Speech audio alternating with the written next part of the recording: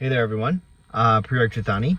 Today is a very fun day. We're on the oncology service, which means we try to learn how to take care of patients with cancer. That can be a lot. They are very, very sick. But at the same time, it's very gratifying work because everyone has their own true medical issues. This whole week, actually, I'll be on the oncology service. So I'll try to share tidbits with you about what it is like on this service. It's very different from nights in medicine because, as I said, cancer can be very, very aggressive, and specifically cancer in patients who get admitted to the hospital is a whole different beast, because a lot of people with cancer are doing actually really well because of progressive innovations in treatment. But those who get admitted to the hospital usually are not doing so great. So it's a privilege to take care of them. Hopefully I can walk you through some of the nuances of what it means to take care of oncology patients and maybe learn something. So let's go. So this is the walk-in. Hopefully I get a chance to show you this fountain during the day. It looks fantastic, even better, but in the morning when the sun's not out yet, it looks a little bit more gloomy and no one's here yet. So we make our way into the hospital now. Okay, so we have finished rounding now. We are headed over back to the old hospital. The one behind me is the new hospital. So you actually often have patients in between the new hospital and the old hospital rounding all the time. But you get definitely a ton of steps in. So rounding usually takes from like 9 to noon. And now that we go back to the main hospital, we'll get a chance to implement all the plans. And because we're on call today, we'll actually be taking new patients from the ED as well. So it's gonna be a little crazy, but always entertaining. And you learn so much.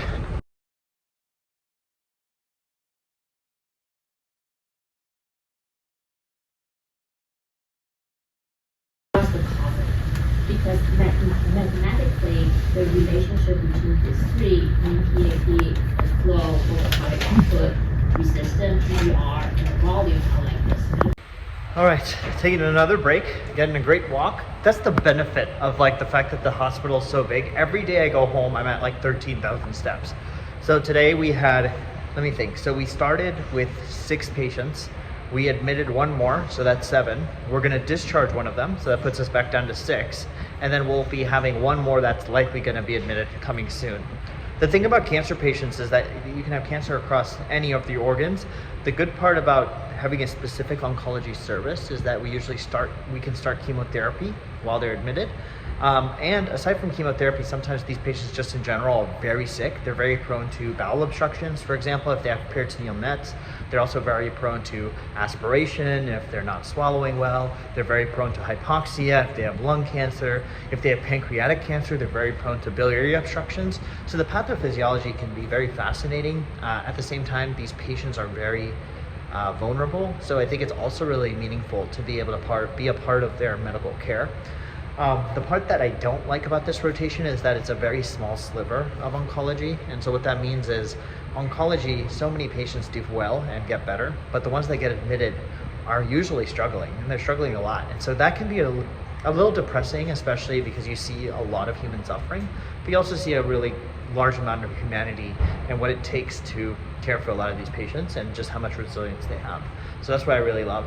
I'm gonna go pick up a snack now. We already had teaching that you saw earlier, and once we have the snack, we're still here. It's only like 1 p.m. We still have 6 more hours. When you're on call, you're here from 7 a.m. to 7 p.m. So this is what it looks like during the day. As I said, new hospital right there, old hospital's behind me, but then the fountains are just nice, and then you got California weather. So this is the old hospital, new one, fountains, pretty impressive statue right back there that I can try to show you guys later. We are now at around 5, same call day. The interesting part is it just kind of wears on you. Even if like you were to do nothing for 12 hours in a row, it's a lot to be anywhere for 12 hours in a row. It can be tiring. So you could just tell like I'm probably different than I was in the morning, because being here for 10 hours can take a lot, especially when you're like so stimulated the entire time. You have to be on top of your stuff, know what's going on. But as I said, it's part of the learning experience. I think the really good part is I feel way more confident doing this than I did my intern year. But now we're at 5 p.m. We may get another admit. We may be here more than 12 hours. It's okay, but as I said, a lot of these days, if they happen enough times in a row, that's when real exhaustion starts to set in. So I try to keep myself entertained and make sure I'm like rejuvenated with small stuff like snacks, making sure I'm on top of it with like learning new things and making sure I'm enjoying every day, even if certain parts are not as great. So I'm actually here in the workroom. I have a bit of downtime, so let me just walk you through some of the nuances. This right here is our learning wall. This is where we type and write anything we want to learn about, and then we actually learn about it. And people don't realize this is how a lot of learning happens in academic medicine. It's not just lectures. When you come in to the hospital and you take care of patients, let's say a patient has nasopharyngeal carcinoma, then our attending might actually take 10 or 15 minutes to go look up the topic and provide a nice little chalk talk on it while we're taking care of the patient. So this again is a way that most people don't understand, but this is essentially how learning happens. It's not always by us going back and reading the textbook. A lot of it happens on the job. And then of course, our lovely attending actually bought us a bunch of snacks. So this is our refuel station. It's so important to make sure that you're not getting hypoglycemic and not going into refeeding syndrome, because half of the battle is if you're not taking care of yourself during a 12-hour call day, it's going to be impossible to admit a patient. You really have to be on top of your stuff to really get stuff done. So my personal favorite today, I got a banana. I've been eating some of these crisps. I got some cheese on them. It was pretty good. Let me show you my workstation. And this is the fun stuff. A few days ago, we actually have puppies or dogs that come around to facilitate patient care. And this is Molly. I got to meet her and give her a lot of pets, so I got a photo of her. And then again, I told you so much learning happens just by implicit picking up and seeing papers. So a few days ago, one of the attendings wanted to share epidemiologic signatures in cancer and show the importance of the difference between incidence and mortality. So we actually went through this paper together 10 minutes during rounds and talked about the different types of cancers and actually how they have evolved. There are certain cancers that the incidence has stayed about the same, but the mortality has gone down, which suggests an improvement in treatment, which happens in Hodgkin's lymphoma as well as in CML with imatinib, right? And then there's other types of cancers here, like lung cancer, where the incidence as well as mortality have been going down together. Other types of cancer here, this is all cancers by male and females, but you can see that the incidence of cancer has slowly gone up, but the mortality stayed about the same, if not gone down. This suggests that maybe we just are diagnosing a lot more cancers today because we have the ability to find them out. For example, thyroid cancers they may actually kill you, but very few of them do. But the ability for us to find thyroid cancers now is much more sensitive because we have ultrasound.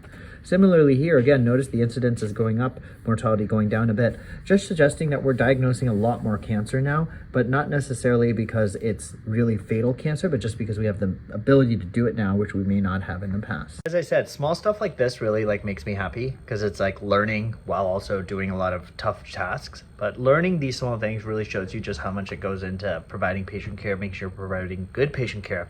And then on top of that, also learning the evidence behind the data. We're not just doing things because that's the way it is. We're doing things because these things are evidence-based. It's a nice position to be in. And I think this is what people think about when they think about medicine, like really learning the science and then learning how to apply that science to help humans not suffer. So just my 4 cents on exactly why I like medicine. I'm gonna go see a new patient and we'll go from there. All right, we made it. We're walking back now. We got a lot that we did. We admitted 3 patients. We discharged 1 patient. And then on top of all of that, we also had time to do a lot of learning. I told you that today we did a little bit of learning about EBV. We've also done a lot of learning on the epidemiology of cancer and how to treat it. And then of course, with all of this, there's always just actually going home and reflecting on what you learned. So sometimes what I do is I actually make flashcards about a lot of these things. So that's great. Now I'm gonna hopefully get home by 8, get some dinner and relax with family. Brunson! Brunson! This is Brunson. He's the best golden doodle in the world. We love him. Right, Brunson? Yeah. So, I actually forgot to film the exit portion of that vlog, and now it's several weeks later. But that was actually one of the best rotations. I learned a lot.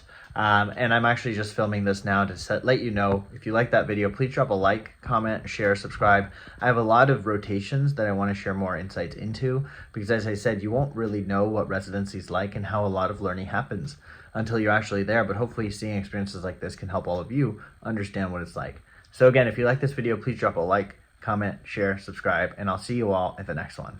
Peace.